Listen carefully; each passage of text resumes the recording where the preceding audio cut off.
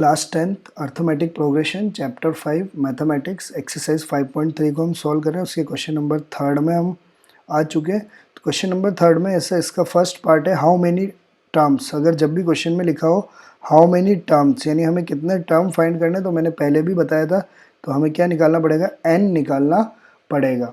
फिर ये एक AP दे रखा है 9, 17, 25 taken so that their sum is 3, 6, 36। और ये कितने टर्म हो जाएंगे जब इसका सम कितना हो जाएगा 636, यानी 9 में हम 17 ऐड करेंगे, 25 ऐड करेंगे, फिर जो आगे एपी का टर्म आएगा 4th टर्म ऐड करेंगे, 5th टर्म ऐड करेंगे, तो कितने टर्म आएंगे तब जाके सम कितना हो जाएगा 636 हो जाएगा। ये हमें n की वैल्यू निकालनी है। तो सबसे पहले सॉल्यूशन करते वक्त हमें देखना है कि गिवन क्या क्या है। तो सबसे पहले a है हमारे पास 9, ये आपको सबको पता है। फिर d हम निकाल सकते हैं, वो कैसे निकालते हैं, a2 माइनस a1 AP में, तो हो जाएगा 17 माइनस 9, और 17 में से 9 जाएगा तो कितना आ जाएगा 8 आ जाएगा। ये हमारा d हो गया। n हमें पता नहीं है क्योंकि हाउ मेनी टर्म हमें निकालना है। और ये s, ये क्या हो जाएगा sn, यानी सम ऑफ n टर्म, क्योंकि हमें पता नहीं है कि ये कितने टर्म का सम है। जब हम n की वैल्यू निकालेंगे तभी हमें पता लगेगा कि ये कितने टर्म का सम है। तो फिर हम फॉर्मूला लिख देंगे Sn इक्वल टू n/2, क्या है formula 2a plus n minus 1d, ये हम फॉर्मूला लिख देंगे।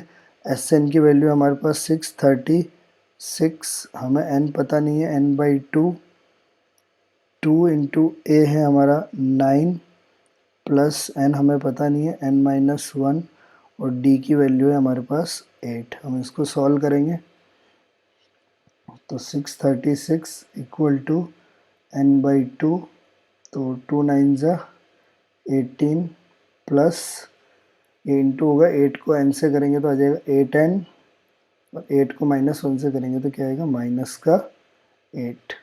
636 इक्वल टू n/2।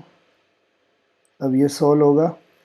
18 में से 8 को हम अगर सब्ट्रैक्ट करें, क्योंकि प्लस माइनस माइनस होता है, तो कितना आएगा 10, 10 प्लस क्या आ जाएगा 8n आ जाएगा। तो ये हमारा यहाँ तक हो गया।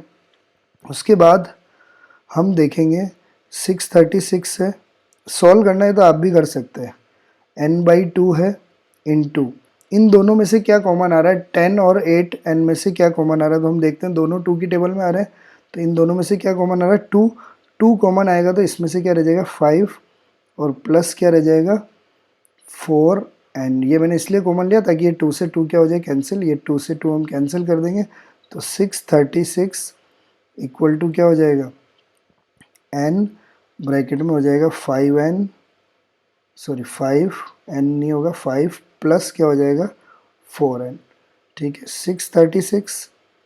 अब हम ब्रैकेट के अंदर n को मल्टीप्लाई करेंगे तो 5 से मल्टीप्लाई करेंगे तो 5n हो जाएगा, प्लस 4n से n को मल्टीप्लाई करेंगे तो क्या हो जाएगा 4n स्क्वायर, क्या हो जाएगा 4n स्क्वायर। तो ये एक इक्वेशन बन गई आपके सामने, आपको दिख रहा है।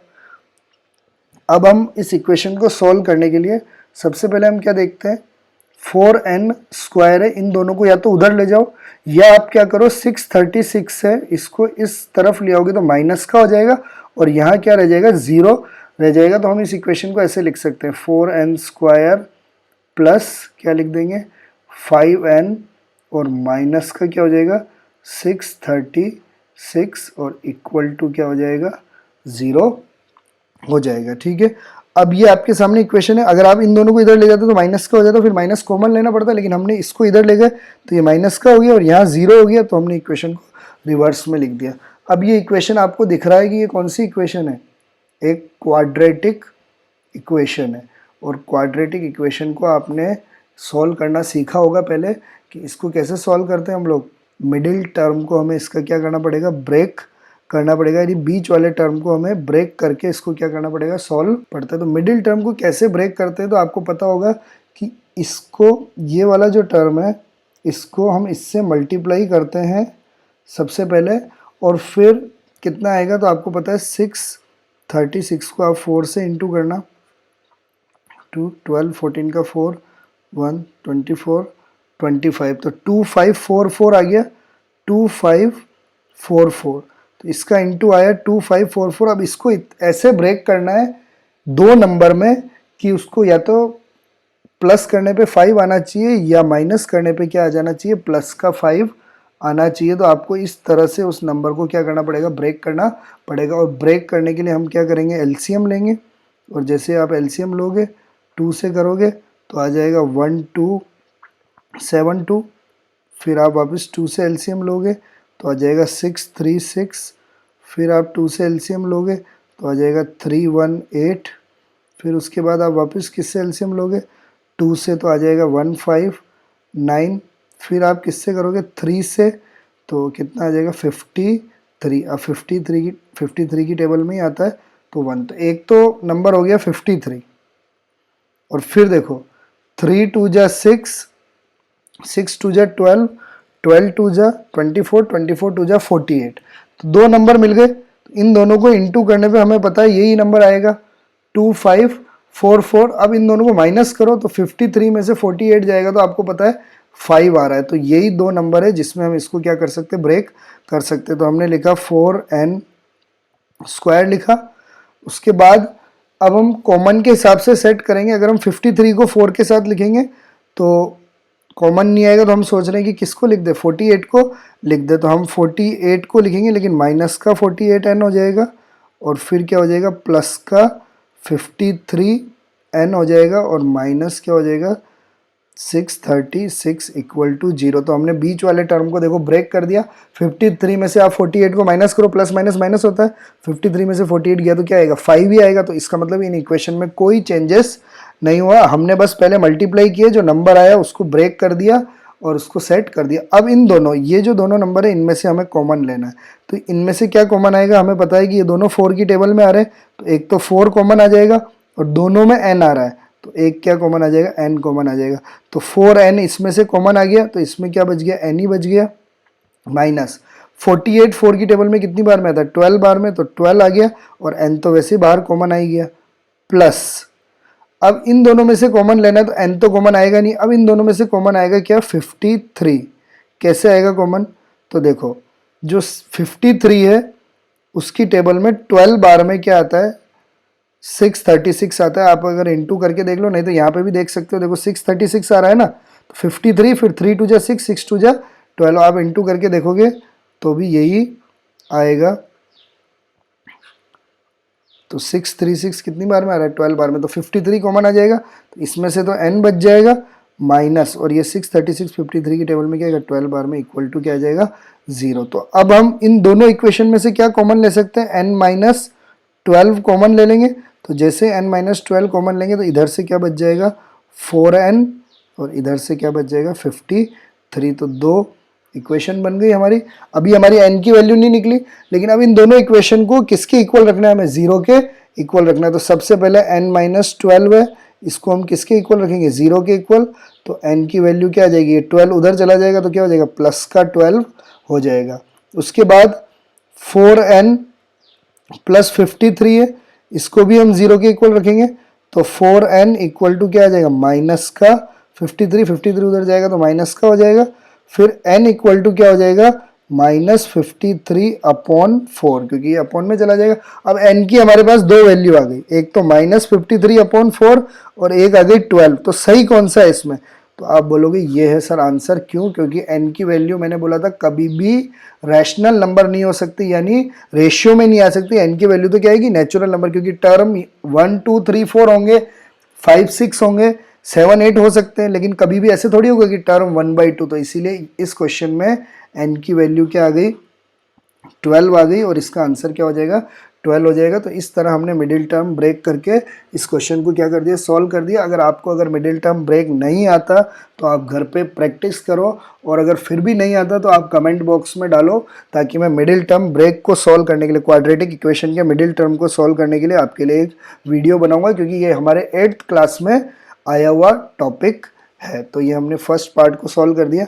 अब हम सेकंड पार्ट में आएंगे। सेकंड पार्ट भी सेम ही तरह का क्वेश्चन है, कितने टर्म है ये निकालना है।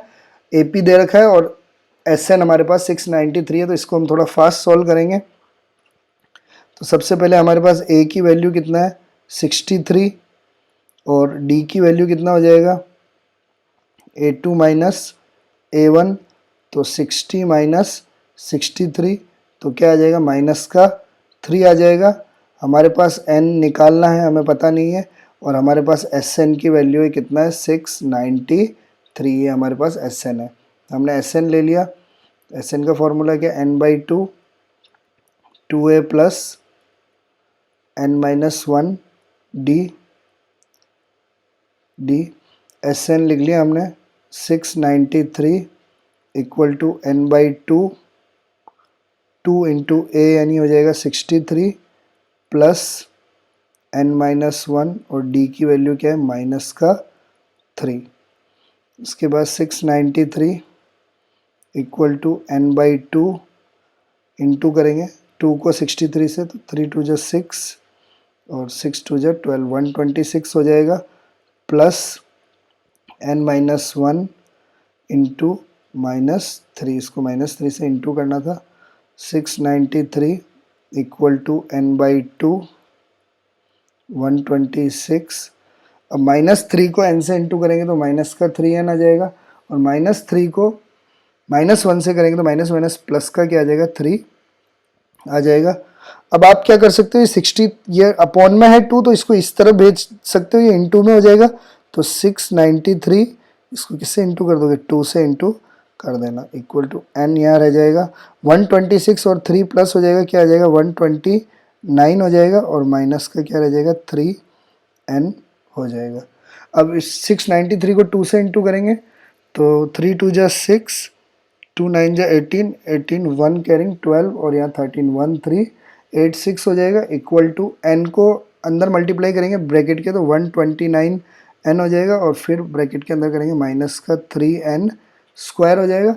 अब n वाले टर्म्स को सबको इधर भेज दो, तो जब लेफ्ट हैंड साइड भेजेंगे तो माइनस का 3n स्क्वायर है तो प्लस का हो जाएगा, और उसके बाद ये भी प्लस का है तो क्या हो जाएगा, माइनस का हो जाएगा, और ये वैसे ही प्लस का है तो 1386 इक्वल टू क्या हो जाएगा 0। तो ये हमारी इक्वेशन बन गई।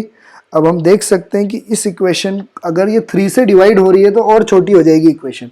तो देखो ये 3 से डिवाइड हो रहा है, ये भी 3 से हो रहा है, 3 + 4 12 और 18, ये भी 3 से। अगर हम पूरी इक्वेशन को 3 से डिवाइड कर दें तो हमारे कोई फर्क नहीं पड़ेगा, क्योंकि अगर हम इक्वेशन को किसी से भी डिवाइड करें, अगर हम दोनों तरफ, जैसे मान लो मैंने यहाँ पे 3 = 3 लिख रखा है, अगर मैं इसको दोनों तरफ 3 से डिवाइड करूं तो क्या हो जाएगा, 1 आ जाएगा, और इधर भी 1, तब इक्वेशन में कोई फर्क पड़ रहा है, 1 = 1 भी सही है। तो इसलिए हम दोनों तरफ 3 से डिवाइड करेंगे तो कोई दिक्कत नहीं है। तो इसलिए हम क्या करेंगे, डिवाइड इक्वेशन बाय 3, हम इसको किससे डिवाइड कर दें, 3 से। तो जब इसको 3 से डिवाइड करेंगे तो यहाँ n² ही रह जाएगा, इसको करेंगे तो 3 से कैंसिल होगा, तो 3 4 जा 12 और 3 3 जा 9, प्लस इसको 3 से करेंगे तो 3 4 जा 12, 1 कैरिंग जाएगा 18, 18 कितनी बार में आता है, 6 बार में, और फिर उसके बाद 6 रह जाएगा जो कितनी बार में आता है, 2 बार में, और इक्वल टू 0 को 3 से डिवाइड करेंगे तो क्या आएगा, 0 ही आएगा। अब ये क्वाड्रेटिक इक्वेशन बन गई। वापस हमें इसका कैसे करना है, मिडिल टर्म ब्रेक करके सॉल्व करना है। तो अब 462 को n के साथ कुछ भी नहीं है 1, तो 1 से इंटू करेंगे तो क्या आएगा 462। अब हम क्या लेंगे, 462 का एलसीएम लेंगे, 2 से करेंगे तो 2 3 और क्या आ जाएगा 1। अब हम इसको 3 से करेंगे तो 3 7 जा 21, फिर यहाँ आएगा 2 आ जाएगा 21, तो वापस 7 बार में, फिर 7 से करेंगे तो कितना आ जाएगा 11, फिर 11 से करेंगे तो कितना आ जाएगा 1। अब हमें इसके ग्रुप बनाने, ऐसा ग्रुप बनाना है कि क्या आना चाहिए, उनको प्लस माइनस करने पे 43 आना चाहिए। तो देखो 11 को तो 2 से इंटू कर दो तो कितना आ गया 22, और 7 को 3 से कर दो तो कितना आ गया 21। अब दोनों माइनस के ले लो तो माइनस माइनस क्या हो जाएगा प्लस, और इन दोनों को प्लस करने पे क्या आ रहा है, आपको पता है माइनस का 43, और हमें भी क्या चाहिए, माइनस का 43 ही चाहिए। तो हम n² ले लेते हैं, और फिर क्या लेंगे, माइनस का 22n माइनस का 21n, और ये हो जाएगा प्लस का 462 इक्वल टू 0। तो हमने बीच वाले को तोड़ दिया, दोनों माइनस के, तो प्लस हो गया, वापस वही बन गया। अब कॉमन लिया n, तो क्या है n - 22 और इसमें से क्या कॉमन लेंगे, माइनस का 21, माइनस का 21 लेंगे तो ये माइनस का है तो ये तो प्लस का हो जाएगा, प्लस माइनस क्या हो जाएगा, माइनस। अब ये 21 की टेबल में 462 कितनी बार में आ रहा है, देखो ये 7 3 जा 21, ये तो आ ही गया। अब 11 2 जा 22 यानी कितनी बार में आ रहा है, 22 बार में आ रहा है। आप डिवाइड करके भी चेक कर सकते हैं, इक्वल टू 0। अब n माइनस 22 हमने कॉमन ले लिया तो इस तरफ से तो n बच गया और इधर से माइनस का 21 बच गया, इक्वल टू 0। अब दोनों को 0 के इक्वल रख देंगे, n माइनस 22 इक्वल टू 0, तो n की वैल्यू 22 आ गई और n माइनस 21 इक्वल टू क्या आ जाएगा, 0, तो n की वैल्यू क्या आ गई, 21। तो अब आप बोल रहे हो n की सर दो वैल्यू आ गई, 22 21, सही कौन सी है, तो मैं बोलूँगा कि दोनों ही सही है, यानी n की वैल्यू 21 भी है और 22 भी है। तो आप बोलोगे सर दो वैल्यू कैसे हो सकती है, प्लस करने के बाद तो बढ़ना चाहिए ना, तो मैं बोलूँगा देखो बेटा क्या होगा, देखो इस 57 हो रहा है ये AP, 63 60 57, फिर इसमें 3 कम होगा कितना आएगा, कितना आ जाएगा 57 में से 3 को आप कम कर दो, 7 में से 3 का 54, फिर 3 को कम कर दो 51, ऐसे लिखते जाना AP, ऐसे लिखते जाओगे तो एक बार में क्या आएगा, 3 आएगा, कितना आ जाएगा, कम होता जाएगा तो 3। जब 21 टर्म आएगा ना, जब 21वां टर्म आएगा तो 3 आएगा और आप इन सबको प्लस करोगे तो प्लस कितना आ जाएगा, 693। फिर 22 वाला टर्म क्या आएगा पता है आपको, 0 आएगा।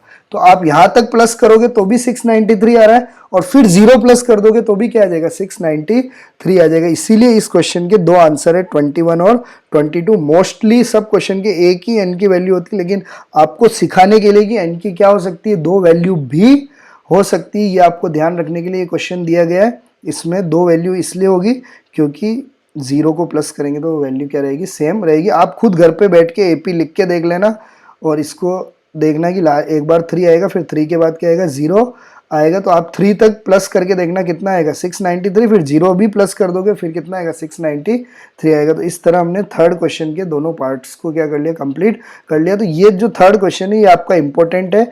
क्यों इंपॉर्टेंट है, क्योंकि इसमें आपको n की वैल्यू निकालनी है और n की वैल्यू निकालने के लिए क्या बन रही है, क्वाड्रेटिक इक्वेशन बन रही है और आपको इसको मिडिल टर्म ब्रेक करके सॉल्व करना है। तो मैं आशा करता हूँ वीडियो पसंद आया होगा।